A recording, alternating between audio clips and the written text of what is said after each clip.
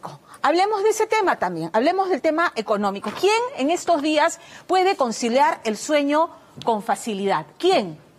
A ver, no es solamente que la pandemia nos ha arrebatado la paz mental, sino que a eso le sumamos la crisis económica.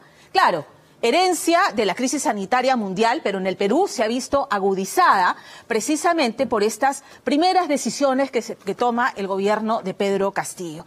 ¿No es cierto? La conformación del gabinete Bellido, los nombramientos polémicos, han literalmente desatado pánico en los círculos financieros. Ya lo hemos visto, las inversiones se han frenado y el dólar se ha disparado. ¿A quién le alcanza la plata ahora? O sea, ¿quién? Con los niveles de desempleo que hay, el gas, más de 50 soles el balón doméstico. Ha subido el pollo en los mercados, casi alcanza los 10 soles. Ha subido los fideos, ha subido el pan, ha subido la harina. En fin, en algo hay un ingrediente de especulación, pero principalmente, dicen los entendidos, se debe precisamente a los mensajes, los primeros mensajes que envía el gobierno. Todo depende. El dólar disparado, ¿no es cierto? El dólar disparado hace que la importación del trigo duro para alimentar a los pollos sea más caro, la harina de trigo más cara, todo se encarece. ¿Por qué? Porque el dólar está caro. El presidente del BCR ha dicho, tranquilos, que esto es coyuntural. Y todo depende exclusivamente de las decisiones que tome el gobierno del presidente Castillo. Las proyecciones de inversión privada, según Macroconsult, estaban para este año en el orden del 19%. Llegado Castillo al poder, si es que mantenía el discurso moderado de la segunda vuelta, iba a disminuir a 7%. En un discurso más radical, que es el que se maneja ahora con Guido Bellido en el Premierato, ha disminuido a 3%. ¿Cómo se traduce eso en su bolsillo? ¿Cómo? ¿Qué cómo? ¿A mí qué me importan las inversiones? No, sí tienen que importarles, porque si se frenan las inversiones habrá más desempleo o menos generación de empleo. Si usted ve que hay grúas de construcción en algunos lugares de la ciudad o del país, es porque esos créditos ya han sido desembolsados y se están ejecutando. Pero el resto de industrias están a la expectativa. Las MIPES están desesperadas. ¿Qué hay con el resto de sectores? Fernando Díaz, que ha conversado con los especialistas, dice que el panorama no es muy alentador. Un pan 12.000 soles cuesta en Huaycán, que yo vengo de Huaycán a buscar azúcar, leche. Lo que comprobamos en nuestro recorrido por mercados y bodegas es que en todos regían ya los nuevos precios. Son precios inalcanzables a nuestras posibilidades, dijeron muchas madres de familia. Hace más de 30 años estas eran las noticias con las que el Perú entero se iba a dormir con el temor de que al día siguiente un nuevo paquetazo reventara el famélico presupuesto familiar. La gasolina, al igual que el gas, querosene y petróleo, amaneció hoy con nuevo precio. La gasolina de 95 sube de 320 a 1.000 intis, más del 300%. Para 1985, los precios de los principales productos de consumo y los combustibles llegaban a límites exorbitantes. El país vivía sumido en el pantano de la inflación, la especulación, el dólar por las nubes y una economía a la deriva de la que parecía imposible reponerse. Yo creo que se ha roto algo que los peruanos teníamos bien fijado en los últimos tal vez 20 años o 18 años, es tus expectativas económicas las tenías medias dormidas, tranquilas, no pasa nada, el mundo se puede estar cayendo, pero yo estoy bien, ¿no? Entonces, esa parte de expectativas económicas es la que se ha vulnerado en estos últimos tiempos. Los que tienen un poco de memoria seguramente recordarán aquellos tiempos de ochentera incertidumbre y lo que ha costado salir de la crisis económica. Desde el año 2000, el Perú comenzó un repunte inusitado con el despegue minero, las exportaciones y la conquista de nuevos mercados. Nosotros ya nos habíamos acostumbrado como peruanos a vivir casi sin inflación y casi sin devaluación. Y ahora de repente comienzan a subir los precios y todos nos preocupamos tremendamente. Pero realmente tenemos que valorar la estabilidad inmensa que hemos tenido con una muy poca subida de precios y una bajísima devaluación en los últimos 20 años. Sin embargo, las brechas sociales no terminaron de cerrarse. El famoso chorreo no llegó para todos y la inconclusa reducción de la pobreza, sumada ahora al devastador efecto de la pandemia, ha sido el caldo de cultivo de lo que hoy vivimos. Para que la economía vuelva a resurgir, tiene que destrabarse la situación política. Y esto pasa por el hecho que el presidente del país nos dé pues señales claras de cuál es el rumbo. Porque aunque parezca simple lo que estoy diciendo, en este momento la sensación de muchos es que no hay rumbo, o que el rumbo no lo está decidiendo el presidente elegido, sino otro grupo. Desde la campaña electoral, el plan económico de Perú Libre, sostenido en el ideario de Vladimir Cerrón, encendió las alarmas de lo peligroso que podría ser en estos tiempos de pandemia un cambio radical del modelo económico. El 42% de microempresas cerró su negocio a causa de la pandemia. Entonces, si nosotros bajamos, porque ellos se van a dedicar a aliviar la parte social, tenemos que, por ejemplo, los pequeños salones de belleza, hay un cierre de 12,000, ni hablar de los restaurantes. Entonces, no es posible analizar la economía y el sector empresarial sin una mirada humana. La informalidad representa más del 70% de la economía y las proyecciones de crecimiento para este año, que bordearían el 7 u 8%, no permitirían recuperarnos del tremendo daño causado por el COVID-19. El ministro de Trabajo el año pasado, en la pandemia, dijo que se habían perdido más de 6 millones de empleos en el país. El PBI el año pasado se redujo en negativo en más de en dos dígitos, ¿no? Todo el camino que tenemos que recuperar. Destacados analistas y hasta exministros de Economía hicieron ajustes y sugerencias al plan del partido del lápiz, que dejó de contar con Juan Pari como principal asesor en estos temas, para sumar al economista Pedro Franque en el equipo. Franque fue una suerte de garante. Para muchos, el hombre que permitió que Castillo ofreciera en su discurso de 28 de julio tomar con mano firme y responsable las riendas de la economía.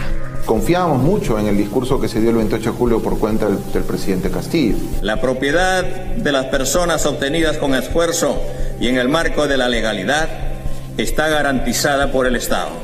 Era un discurso que llamaba a la unión, al consenso, al trabajar priorizando lo urgente, que era la recuperación sanitaria del país, la recuperación económica. Prometió un gabinete de consenso, más de 1 millón de empleos al año, pero el día de la presentación de los ministros reinó la improvisación. La ausencia del voceado Pedro Franque en el equipo ministerial despertó a los viejos fantasmas. La inversión se contrajo y el dólar pasó de 3,96 a superar los 4 soles en un aparente punto de no retorno inmediato. En el mes de febrero, antes de todo el tema electoral, el Banco Central había proyectado un tipo de cambio de 3.55 para fin de año, para diciembre. 3.55. Para que notes la diferencia que ha habido por un tema de incertidumbre. O sea, se esperaba 3.55 y ahora está en 4 soles ya, y con tendencia probablemente que suba un poco más. Lo que hoy vivimos no es todavía el preludio de una crisis económica irreversible. Son las consecuencias de la incertidumbre generada por la impericia política, la mala elección de funcionarios públicos y la ausencia de un vocero que inspire tranquilidad y consenso. La energía eléctrica ha subido 3 puntos porcentuales, residencial y comercial. Queremos escuchar a los ministros hablar de estos temas, por favor. Ya basta, la campaña ya pasó. Y cuando uno gana, cuando un partido político gana una elección, ya se debe al 100% de la población. Dejemos de hablar ya de un tema político partidario, que el único partido que tenemos en el Perú el día de hoy es la bandera peruana.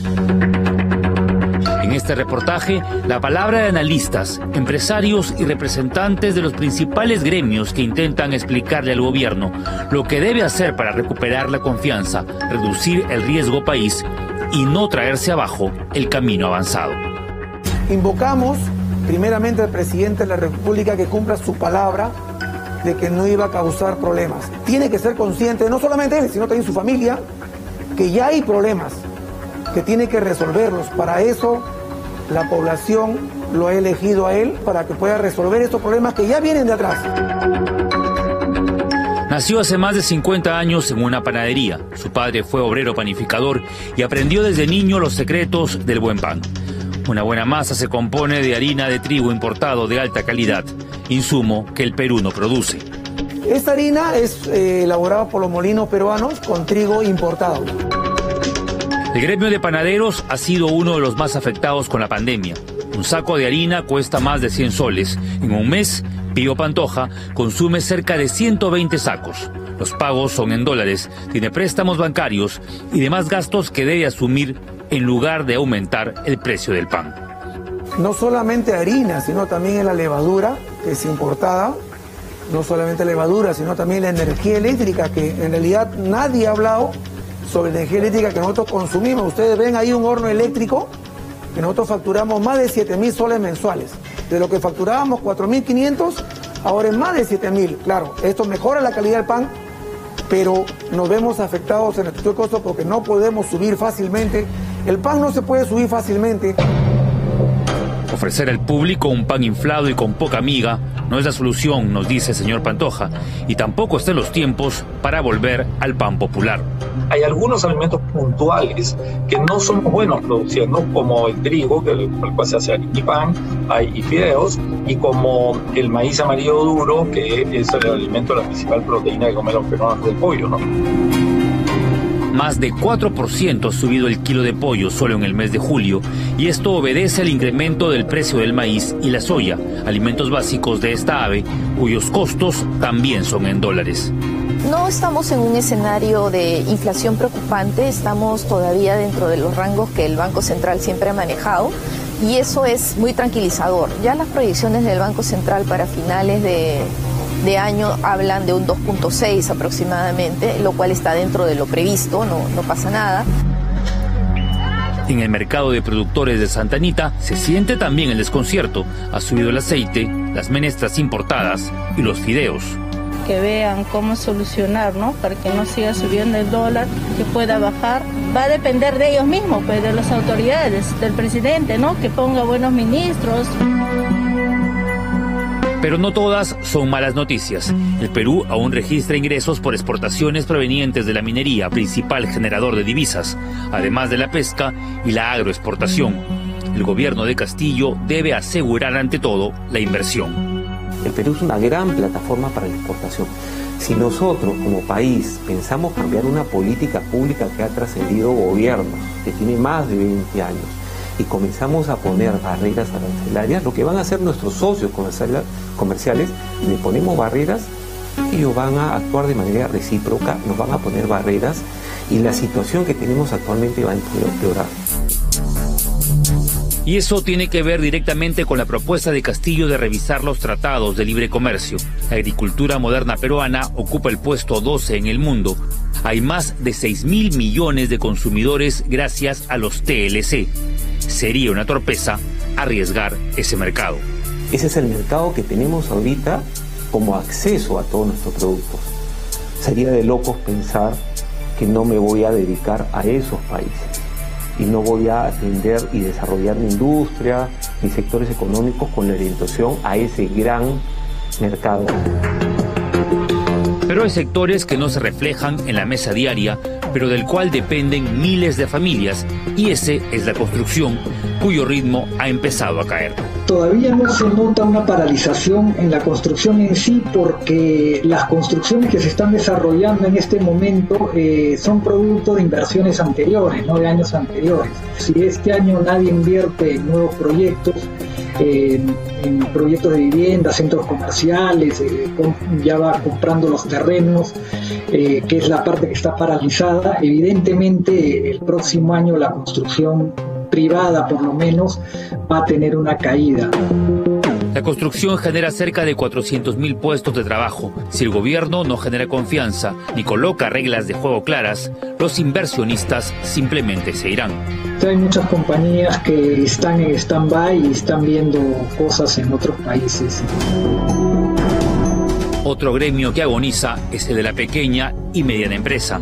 Muchos se volvieron informales a causa de la pandemia. Restaurantes, salones de belleza, artesanos, agencias de turismo tuvieron que cerrar. No tienen capital para reactivarse ni para pagar las deudas contraídas con los bancos. El gran problema de la economía en el país, del sector de la pyme, es mercado y financiamiento.